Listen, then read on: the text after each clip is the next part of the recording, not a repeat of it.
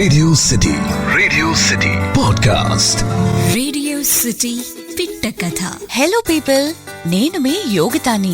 ఒక బుల్లి పిట్ట కథతో రెడీగా ఉన్నాను. మరి లైఫ్ లో relatives, family members play an important role అని అంటారు కదా.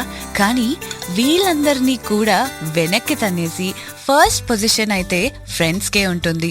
దీనికి సంబంధించి ఒక చిన్న స్టోరీ చెప్తాను. అనగనగా ఒక ఊరిలో ఒక స్క్విరిల్ ఇంకా పప్పీ బెస్ట్ ఫ్రెండ్స్ ఉన్నారు. తెలిసిందే కదా, స్క్విరిల్ చాలా చలాకీగా ఉంటుంది. పప్పీ కొంచెం రిలాక్స్డ్ గా యాక్టివిటీస్ చేస్తూ ఉంటుంది.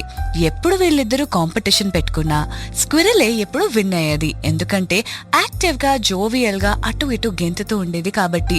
పప్పీ ఎప్పుడు సాడ్ ఫీల్ అయ్యేది, ఎప్పుడు నేను విన్ అవ్వట్లేదు, ఎప్పుడు నేనే ఓడిపోతున్నాను అని చెప్పి. But nothing stop the puppy from helping his friend. ఒక రోజు ఏమైంది, వర్షం పడుతుంటే స్క్విరిల్ అదే ఎంతోతోని అటు ఇటు డాన్స్ వేసి జిమ్నాస్టిక్స్ చేస్తుంది. సడన్ గా కాలు స్లిప్ అయి కింద పడింది. పడిన వెంటనే దెబ్బ తగిలి నడవలేకపోతుంది. She called out to the puppy.